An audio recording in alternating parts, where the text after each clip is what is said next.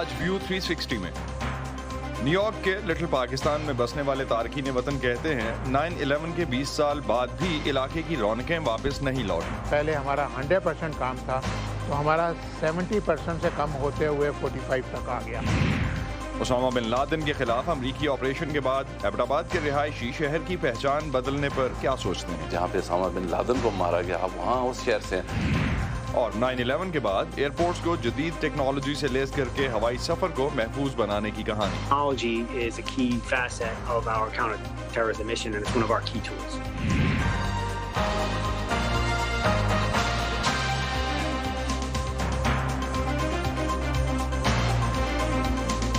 Voice of America के Washington studio से आप सबको खुशामदीद। आप देख रहे हैं प्रोग्राम व्यू 360 और मैं हूं असदुल्लाह खालिद। न्यूयॉर्क शहर में ब्रुकलिन का कोनी आइलैंड एवेन्यू एक ऐसी जगह जिसे यहाँ बसने वाली पाकिस्तानी अमरीकियों की बड़ी तादाद की वजह से लिटिल पाकिस्तान कहा जाता है। यहाँ तक कि इस कम्युनिटी की ख्वाहिश पर न्यूयॉर्क की हुकूमत ने कोनी आइलैंड के एक कॉर्नर को कायद-ए-आज़म मोहम्मद अली जिन्नाह का नाम दिया है। लेकिन 9/11 के बाद कई साल तक ये इलाका न्यूयॉर्क पुलिस, FBI और दीगर सिक्योरिटी इदारों की सख्त पॉलिसीज़ का शिकार रहा है। लिटिल पाकिस्तान के रिहायशियों, ख़ास तौर पर पाकिस्तानी मुसलमानों को इन इदारों की जानिब से इम्तियाजी रवैया बरतने पर बहुत सी मुश्किलात भी सहनी पड़ी। 9/11 के हमलों के 20 साल बाद न्यूयॉर्क का ये इलाका आज कहाँ खड़ा है, जानते हैं अंशुमन आपटे की इस रिपोर्ट में।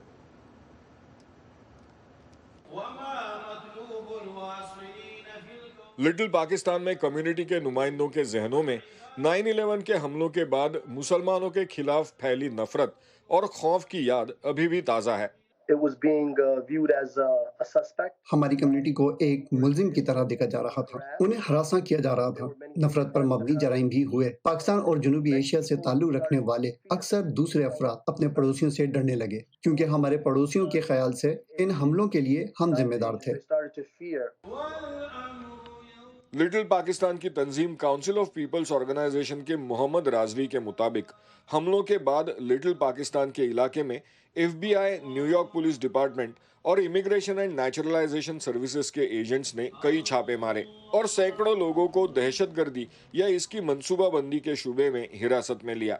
न्यूयॉर्क पुलिस डिपार्टमेंट ने इलाके में निगरानी सख्त कर दी। मुसलमान तारिकीन वतन को US immigration and customs enforcement agency के साथ रजिस्टर करने के लिए मजबूर किया गया। इमिग्रेशन के कानून तोड़ने के जुर्म पर कईयों को अपने मुल्क वापस भेजा जाने लगा। ताज अकबर यहाँ की पाकिस्तानी पश्तून कम्युनिटी से ताल्लुक रखते हैं। यकीनन यहाँ एजेंसीज के लोग आए, हमको उससे पूछते रहे, कई बार आए हमसे पूछते रहे, लेकिन हमने उनको साफ यही तो हमने कह दिया उनको कि भाई हम कहाँ के रहे, आप लोग यहाँ हमें तंग कर दें कि जनाब हमें शक की निगाह से देख रहे हैं कि हम टेररिस्ट के लोग हैं, उनके साथ मिले। वहाँ हम जाके पाकिस्तान में वो कहते हैं कि आप अमेरिका के लिए काम करते हैं, आप अमेरिकन सिटीजन हैं। 9/11 के हमलों के बाद कॉनी आइलैंड एवेन्यू के लिटिल पाकिस्तान के नाम से मशहूर इस इलाके के लोगों को कई सालों तक लॉ एनफोर्समेंट एजेंसीज की जानिब से मुश्किलात का सामना करना पड़ा। हजारों की तादाद में लोग इस इलाके को छोड़कर चले गए जो कभी भी वापस नहीं आए। इससे लिटिल पाकिस्तान की इकोनॉमी पर भी बुरा असर हुआ। सलीम अकबर उस वक्त इंटरनेशनल एयर ट्रैवल एजेंसी चला रहे थे। अगर 9/11 से पहले हमारा 100% काम था तो हमारा 70% से कम होते हुए 45 तक आ गया। तो ये एक बहुत बड़ा एक मसला था, क्योंकि हम कम्युनिटी बेस्ड काम कर रहे थे, तो दूसरे लोग तो हमारे पास टिकटें लेने आते भी नहीं थे। इन हालात में कम्युनिटी को भी अपने रवैयों में तब्दीली की ज़रूरत महसूस हुई। 24 घंटे आपको उर्दू बोलने में, लिखने में, पढ़ने में आपको बिल्कुल आसानी है। आपको इंग्लिश की ज़रूरत नहीं है, आपको दूसरी डेवलपमेंट्स की ज़रूरत नहीं है, जिसके फ़ायदे भी हुए उनको, लेकिन नुकसानात ज़्यादा हुए कि वो ज़्यादा अच्छे तरीके से इस मुआशरे में फैल नहीं सके, अपनी सोच नहीं दे सके। मुझे एहसास हुआ कि मुझे कम्युनिटी और सरकारी इदारों के बीच बातचीत शुरू करनी होगी, तो मैंने उनसे रब्ता किया। पुलिस अकेडमी, सिटीजन अकेडमी और FBI अकेडमी जैसे प्रोग्राम में शिरकत की और कम्युनिटी लीडर्स और एजेंसीज के दरमियान बातचीत तश्कील दी। लिटिल पाकिस्तान के कम्युनिटी लीडर्स कहते हैं कि पिछले 20 सालों में धीरे धीरे लिटिल पाकिस्तान के हालात नॉर्मल हुए। NYPD और फेडरल एजेंसीज की जानिब से की जाने वाली गैर कानूनी निगरानी और national security entry exit registration system जैसे प्रोग्राम्स भी बंद हो गए। कम्युनिटी में दोबारा एतमाद पैदा हो गया। अवेयरनेस आई है ٹھیک ہے, لوگوں کو اپنے رائٹس پتہ ہے. اس وقت یہ حال تھا کہ پہلے تو جو تھا کہ اگر پولیس والا بھی آپ کے گھر میں دروازہ نوک کر کے گھس گیا تو گھس گیا, آپ کو یہ پتہ ہی نہیں تھا کہ آپ کے رائٹس کیا ہیں, کہ آپ نے اس کو کہنا بھی آپ کے پاس سرچ وارنٹ ہے. لیکن علاقے کے کوبا مسجد کے امام نثار خان کہتے ہیں کہ 9/11 کے بعد لٹل پاکستان میں ہونے والے حادثوں کو اتنی جلدی بھلایا نہیں جا سکتا. جو لوگ ابھی جو 9/11 کے وقت ادھر پہ تھے, یقین کرو وہ اب بھی اسی حالت میں کہ بھئی کسی بھی وقت جس طرح ہمارے ساتھ یہ ہوا ہے شاید یہ اور شاید فیوچر میں یہ دوبارہ ہو جائے.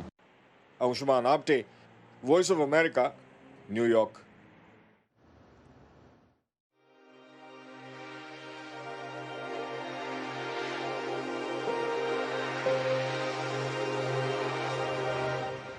نیو یارک شہر کے فائر فائٹر تھامس سلیوٹو نے 9/11 حملوں کے بعد گراؤنڈ زیرو پر مہینوں ہلاک ہونے والوں کی باقیات ملبے میں سے تلاش کرنے میں گزارے.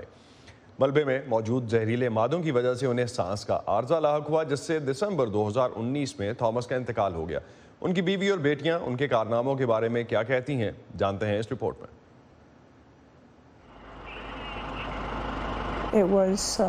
وہ منظر دیکھنا بہت تکلیف دہ تھا. تھامس سر سے لے کر پاؤں تک سفید پاؤڈر میں لتھڑے ہوئے تھے. 147 ان کا فائر ہاؤس تھا جس سے انہیں عشق تھا. ان کا دل ہمیشہ وہیں رہتا تھا. وہ اپنے ہیلمٹ کے اندر ہماری تصویریں رکھتے تھے. یہ آخری تصویر ہے جو میں نے اپنے والد کے ساتھ کھنچوائی تھی. یہ تصویر جو ایک نامعلوم فوٹوگرافر نے لی تھی امریکہ اور بین الاقوامی میڈیا پر وائرل ہوئی.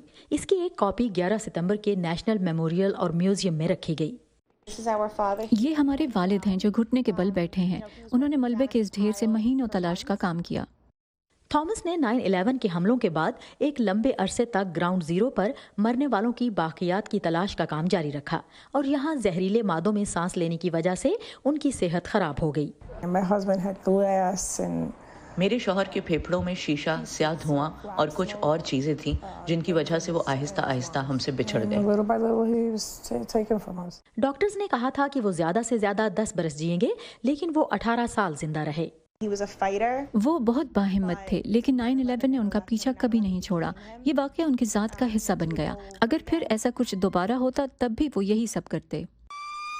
تھامس کی تینوں بیٹیوں کے لیے اس خوفناک دن کو یاد کرنا مشکل ہے. اس وقت امینڈا 10, ایشلی 6 اور الیسا محض 4 سال کی تھی.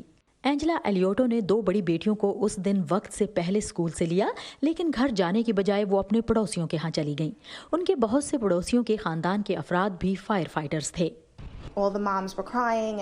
ساری مائیں ٹی وی پر دکھائے جانے والے منظر دیکھ کر رو رہی تھیں.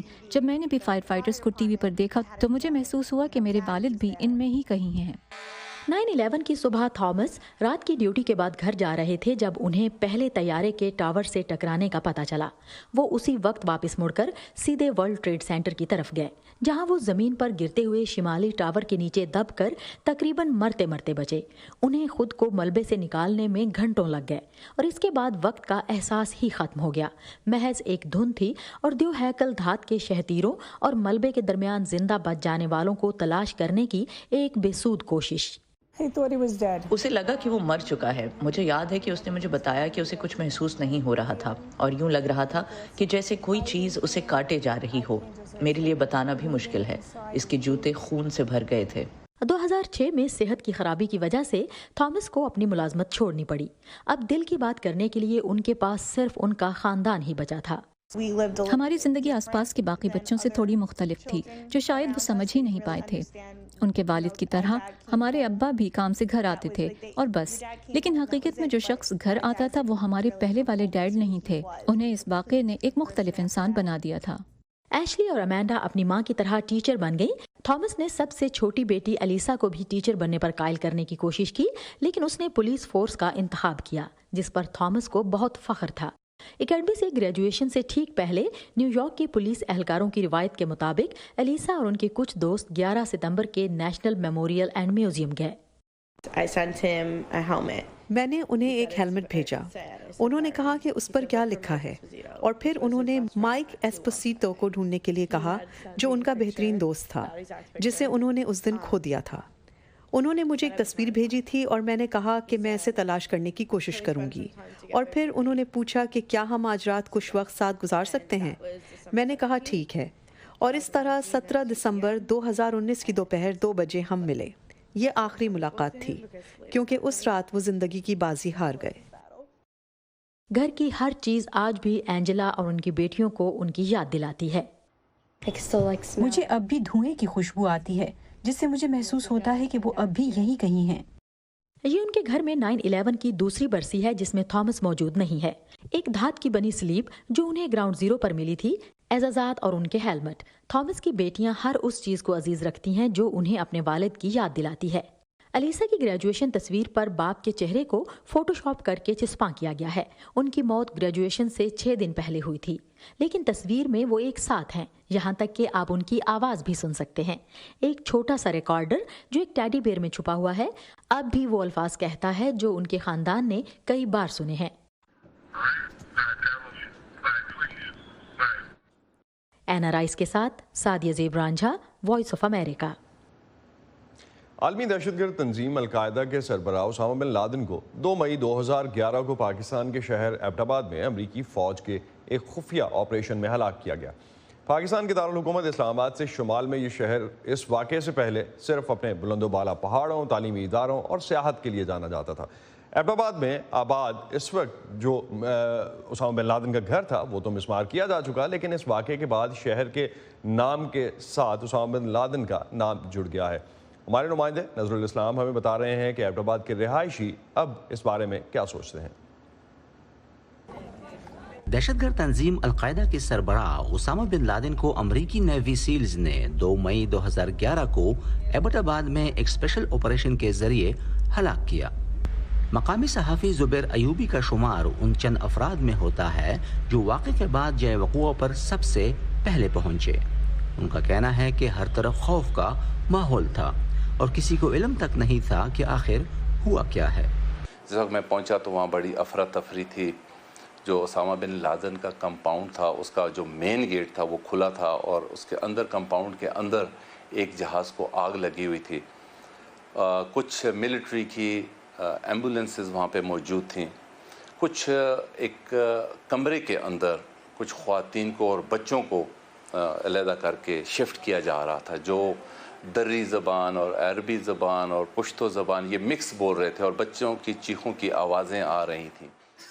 ایبٹ آباد کے رہائشیوں کے لیے یہ خبر انتہائی حیران کن تھی کہ دنیا کی مطلوب ترین شخصیت ان کے شہر میں موجود تھی۔ ہم تو یہ سوچ رہے تھے کہ اتنا بڑا آدمی جو ہے وہ ایبٹ آباد میں رہ رہے، ہماری تو سوچ کام ہی نہیں کرتی تھی کہ اتنا بڑا آدمی یہاں پر رہ رہا تھا۔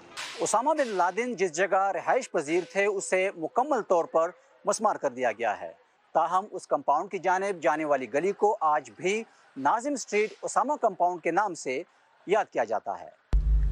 6 کنال سے زائد رقبے پر پھیلا وہ کمپاؤنڈ آج بچوں کے لیے کھیل کا میدان بن چکا ہے۔ آبادی بہت تیزی سے بڑھ رہی ہے اور ہمارے پاس صرف یہ جگہ بچے کرکٹ کھیلنے کے لیے، اور آپ دیکھیں شام کو بچے آ کے کوئی کرکٹ کھیل رہا ہے، کوئی فٹ بال کھیل رہا ہے، کوئی پتنگیں اڑا رہا ہے، اور ہم بہت انجوائے کرتے ہیں یہاں پہ آ کے جو ہے وہ اپنا جو ہے وہ اسپورٹس کا جتنا بھی یہاں پہ ہو رہا ہے ہم بہت انجوائے کرتے ہیں۔ اس مقام کا نقشہ تو بدل گیا لیکن اس سے جڑی تاریخ مٹائی نہیں جا سکی۔ یہاں سے جو لوگ، جو بچے، جو خواتین جس وقت باہر جاتے تھے، کہیں ایئرپورٹ پہ اترتے تھے کسی کینیڈا، امریکہ، برٹن یا کسی یورپی کنٹری کے اس میں، تو جس وقت وہ اپنا پاسپورٹ ادھر اتر کے دیتے تھے تو وہاں پہ وہ دیکھ کے کہتے تھے کہ آپ کہاں سے ہیں، تو وہ جس وقت یہ کہتے تھے کہ جی ہم پاکستان ایبٹ آباد سے ہیں، تو ایک دم سے کہتے oh you are from the city belonging to Abbottabad, belonging to Osama bin Laden, جہاں پہ اسامہ بن لادن کو مارا گیا، آپ وہاں اس شہر سے ہیں۔ تو وہ پھر لوگ کہتے تھے کہ جی بڑی امبیرسمنٹ ہوتی ہے یہ سن کے۔ ایبٹ آباد میں لوگ اس واقعے کے بارے میں بات کرنے سے عموماً کتراتے ہیں، مگر یہ ایک حقیقت ہے کہ قدرتی حسن کے لیے مشہور اس شہر کا نام بین الاقوامی سطح پر ایک منفی واقعے سے وابستہ ہو گیا ہے۔ نظر الاسلام، وائس آف امریکہ، ایبٹ آباد۔ جب القاعدہ کے سربراہ اسامہ بن لادن کو ایبٹ آباد میں اسپیشل نیوی فورسز نے ہلاک کیا تو اس وقت کیمرون منٹر اسلام آباد میں امریکہ کے سفیر تھے۔ اس وقت امریکہ کے سفیر ہونے کے ناطے شاید ان کے پاس یہ ساری معلومات تھیں۔ اس وقت انہوں نے بات کی مونا شاہ کاظم سے اور انہیں بتایا کہ کیا اس وقت وہ جو کارروائی ہو رہی تھی اس کا انہیں کہاں تک علم تھا۔ یہ ایک مشکل لمحہ تھا جب پہلا ہیلی کاپٹر گر کر تباہ ہوا۔ ہم نے سوچا کہ یہ 1980 کے حادثے کی طرح ہو سکتا ہے جب امریکہ نے ایران میں یرغمالیوں کو آزاد کرنے کی کوشش کی تھی، لیکن نہیں، یہ ریڈ کامیاب ہوا۔ چنانچہ جب یہ چھاپا مارا گیا تو انہوں نے اسامہ بن لادن کی لاش کے علاوہ ایبٹ آباد میں اس کے گھر سے ایک بڑی تعداد میں تحریری مواد بھی تحویل میں لے لیا۔ اس کے بعد میں نے صدر زرداری سے ملاقات کی تاکہ اس بات کا تعین کیا جا سکے کہ دنیا کے سامنے اس صورتحال کو کس طرح پیش کرنا ہے تاکہ پاکستان کا نام خراب نہ ہو، مگر ہم اس میں ناکام رہے اور اس نے پاکستان اور امریکہ کے رشتے میں ایک بہت بڑا ڈینٹ ڈال دیا۔ 11 ستمبر 2001 کو امریکہ کی سرزمین پر حملے کے 20 سال بعد اور القاعدہ کے رہنما اسامہ بن لادن کے پاکستان میں گزارے آخری دنوں اور مستقبل کے منصوبوں پر امریکی صحافی اور مصنف پیٹر برگن نے حال ہی میں ایک biography the rise and fall of Osama bin Laden لکھی ہے۔ وہ 1997 میں اسامہ بن لادن سے مل چکے ہیں۔ وائس آف امریکہ کے عمران جدون نے پیٹر برگن سے یہ جاننے کی کوشش کی کہ اسامہ بن لادن جیسا ایک شرمیلا اور مذہبی نوجوان ایک عالمی جہادی گروہ القاعدہ کا رہنما کیسے بنا، اور یہ کہ اب امریکہ کے افغانستان سے انخلا کے بعد طالبان حکومت میں القاعدہ کا مستقبل کیا ہوگا، جانتے ہیں اس گفتگو میں۔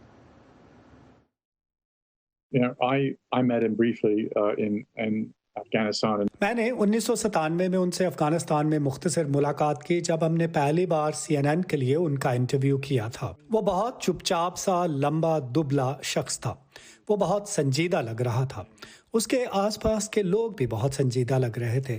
میں نے اپنی کتاب میں اس سوال کا جواب دینے کی کوشش کی ہے کہ کچھ لوگوں نے اسے پرکشش پایا کیونکہ وہ کلاسیکل عربی بولتا تھا اور اپنے آپ کو شاعر سمجھتا تھا۔ اس کے پاس یہ دلچسپ قصہ بھی تھا کہ ایک عرب پتی کا بیٹا ہونے کے باوجود اس نے سوویت یونین سے لڑنے کے لیے اپنا سب کچھ چھوڑ دیا۔ اب طالبان اور القاعدہ کے بارے میں بات کرتے ہیں۔ کافی عرصے تک ان کے درمیان ایک تعلق رہا۔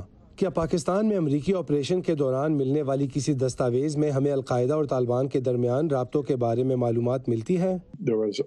وہاں سے ایک خط ملا جو بن لادن نے اپنی زندگی کے آخری مہینوں میں ملا عمر کو لکھا، جس میں کہا کہ ہم پریشان ہیں اور امریکی جا رہے ہیں، وہ واپس جا رہے ہیں۔ کچھ اور خطوط بھی تھے جو القاعدہ کے رہنماؤں اور طیب آغا نامی شخص کے درمیان لکھے گئے تھے۔ طیب آغا امریکیوں کے ساتھ مذاکرات میں طالبان کا نمائندہ تھا۔ القاعدہ نے حقانی نیٹ ورک کو کافی رقم دی جب انہوں نے ایک افغان سفارتکار کو اغوا کیا اور تاوان میں $50 لاکھ کی رقم حاصل کی۔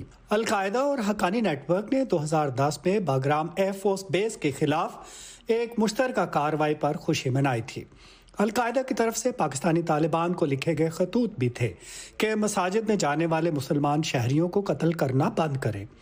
مجھے یاد ہے کہ ایک مسجد پر حملہ ہوا جہاں پاکستانی فوجی افسران نماز کے لیے جاتے تھے اور القاعدہ نے کہا کہ ایسا نہ کرو۔ چنانچہ ان دستاویزات میں القاعدہ اور طالبان کے درمیان تعلقات کے بارے میں کافی ثبوت موجود تھے جن سے دونوں کے درمیان مضبوط، پرتپاک، دوستانہ اور ایک دوسرے کے ساتھ تعاون پر مبنی تعلق نظر آتا ہے۔ امن معاہدے میں مذاکرات کی ایک شرط یہ تھی کہ طالبان خود کو القاعدہ سے الگ کر لیں گے اور یہ کہ افغانستان کو کسی بین الاقوامی دہشت گرد گروہ کے حملوں کے لیے استعمال نہیں کیا جائے گا۔ کیا آپ کو لگتا ہے کہ اب بھی درست ہے؟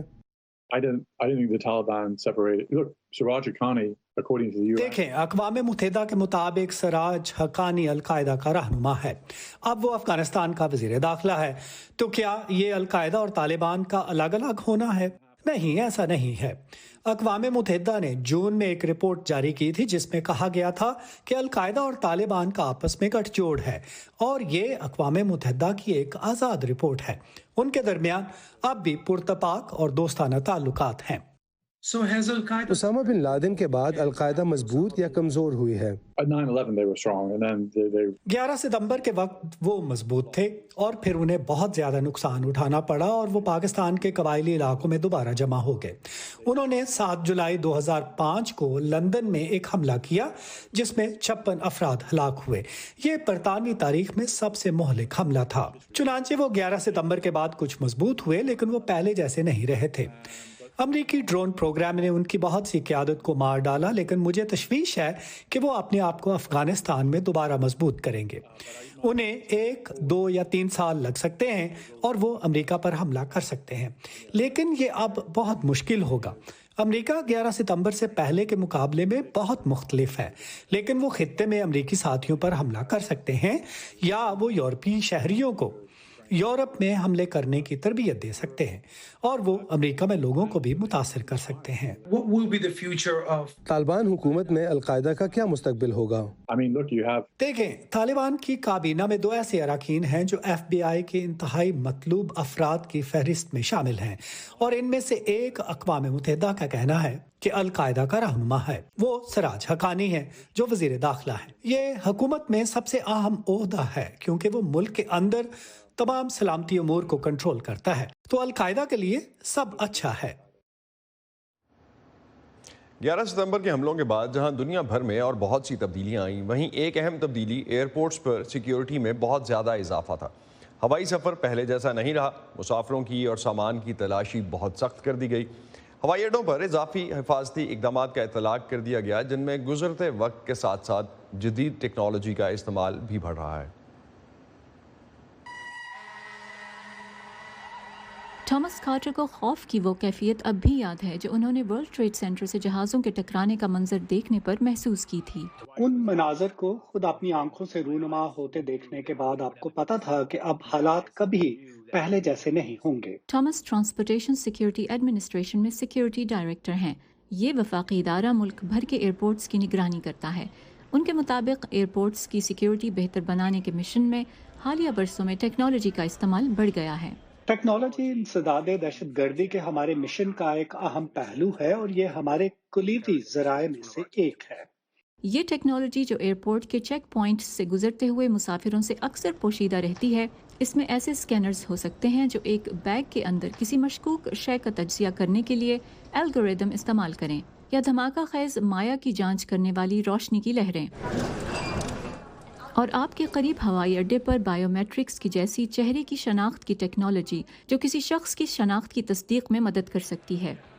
AIT یعنی اعلیٰ درجے کی امیجنگ ٹیکنالوجی مشین جس کی لہریں کپڑوں میں سے گزر کر جسم کا سکین کرتی ہیں تاکہ بم بنانے کے لیے استعمال ہونے والے دھماکہ خیز مواد کی نشاندہی کی جا سکے۔ اگر آپ خود کش بمبار ہیں تو آپ اس بم کو اپنے جسم پر کہیں لگائیں گے۔ یہ مشین ہمیں اس کا سراغ لگانے میں مدد دیتی ہے۔ ایئرپورٹ پر استعمال ہونے والی جدید ترین ٹیکنالوجی میں سے کچھ کا تعلق میڈیکل کے شعبے سے ہے، جیسے ٹوموگرافی مشین جو MRI مشین کی طرح کام کرتے ہوئے 3D امیجز دکھاتی ہے، جو ہمارے آفیسرز کو بہت اعلیٰ کوالٹی کی تصاویر تک رسائی دیتی ہیں، جس میں چہرے کی شناخت، آنکھوں کا سکین اور فنگر پرنٹس وغیرہ شامل ہے۔ تھامس سمجھتے ہیں کہ 11 ستمبر کی 20ویں برسی ایک مقصد کو یاد کرنے، اس پر غور کرنے اور اس کی تجدید کا دن ہوگا، خاص طور پر جب وہ مینہٹن میں فریڈم ٹاور کو دیکھتے ہیں جہاں کبھی ورلڈ ٹریڈ سینٹر کے جڑواں ٹاورز ہوا کرتے تھے۔ ہم جانتے ہیں کہ یہ ہماری قوم کے استحکام کی نمائندگی کرتا ہے اور ہمیں معلوم ہے کہ اس کے تحفظ کا مشن ہمارے سامنے ہے۔ جدید ٹیکنالوجی کے علاوہ دنیا بھر کے مسافر اگر زیادہ صبر اور تحمل سے کام لیں تو فضائی سفر کو محفوظ بنانے کے مشن میں مدد مل سکتی ہے۔ جولی ٹبو کے ساتھ فائزہ بخاری، وائس آف امریکہ۔ اسی پر ختم کرتے ہیں آج کا ویو 360۔ اسٹے سیف اور پروگرام پر اپنے فیڈ بیک کے لیے آپ آ سکتے ہیں facebook.com/VOA اردو کے پیج پر۔ اس کے علاوہ ٹویٹر اور انسٹاگرام پر ہمارا ہینڈل ہے @urduvoa۔